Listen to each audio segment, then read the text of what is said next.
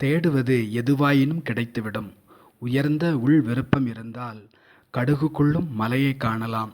எல்லாவற்றுள்ளும் நல்லதை நாடி நன்மையே அடைந்து மகிழும் நேயர்கள் அனைவருக்கும் எங்கள் அன்பும் பணிவும் நிறைந்த வணக்கங்கள். காந்திஜி பற்றி ஒரு சுவையான நிகழ்ச்சி கூறப்படுவதுண்டு. ஒரு சமயம் அவர் சில காகிதங்கள் பிணைக்கப்பட்ட ஒரு கடிதத்தை மிக கவனமாக படித்து கொண்டிருந்தார். படித்து முடித்ததும் காகிதங்களை பிணைத்திருந்த குண்டூசியை மிக கவனமாக எடுத்து தனது குண்டூசி டப்பாவில் வைத்துவிட்டு அந்த காகித கற்றையை அருகில் இருந்த குப்பை கூடையில் போட்டுவிட்டார்.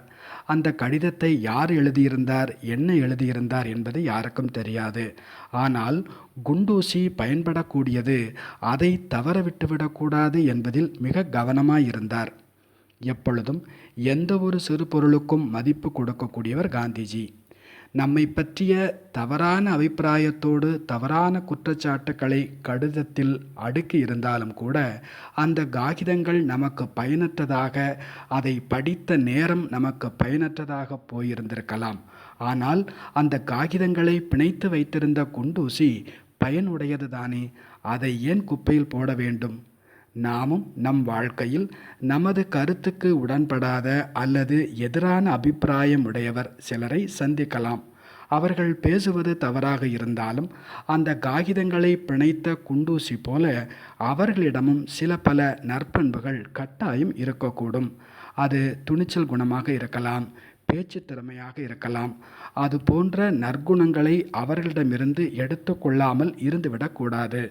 மனதினால் அந்த குணங்களை பாராட்டாமல் அதற்கு நன்றி கூறாமல் இருந்துவிடக்கூடாது.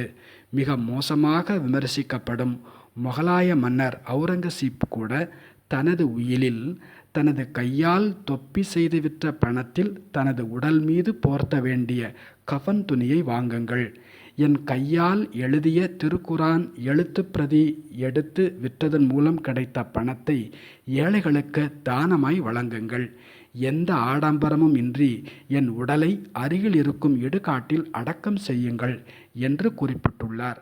தன் கையால் உழைத்து சாப்பிட்ட முகலாய மன்னர் என்ற பெருமையும் அவருக்கு உண்டு.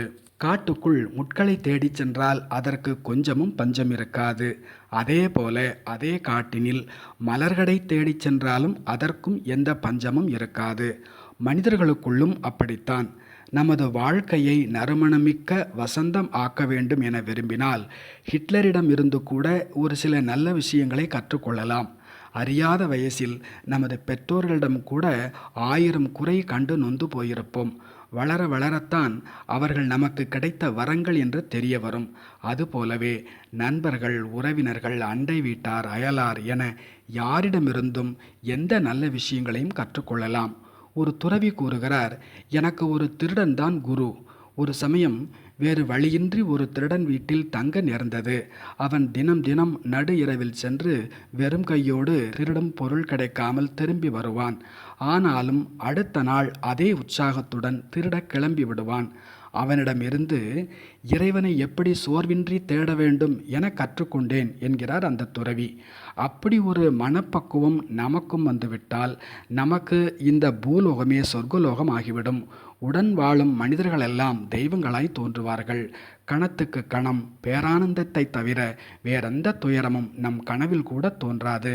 நல்லதே நினைப்போம், நல்லதே நடக்கும். நல்லது. நன்றி. வணக்கம்.